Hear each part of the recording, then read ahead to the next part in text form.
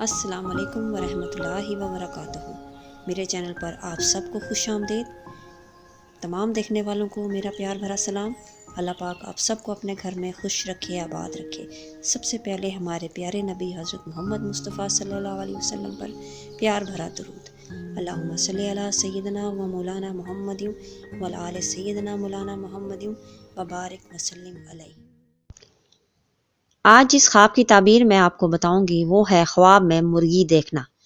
خواب میں مرغی چوزے کے ساتھ دیکھنا دولت پانے، امیر ہونے مگر فکر مند ہونے کی دلیل ہے۔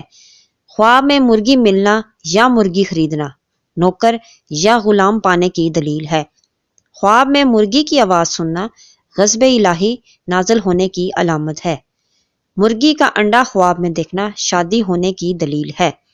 خواب میں مرغی کا گوشت کھانا اپنے غلام یا نوکر سے فائدہ ملنے کی دلیل ہے۔ مرغی کی چونچ خواب میں دیکھنا نیک پارسا عورت ملنے کی دلیل ہے۔ یہ تھی آج کی ہماری خواب اور اس کی تعبیر۔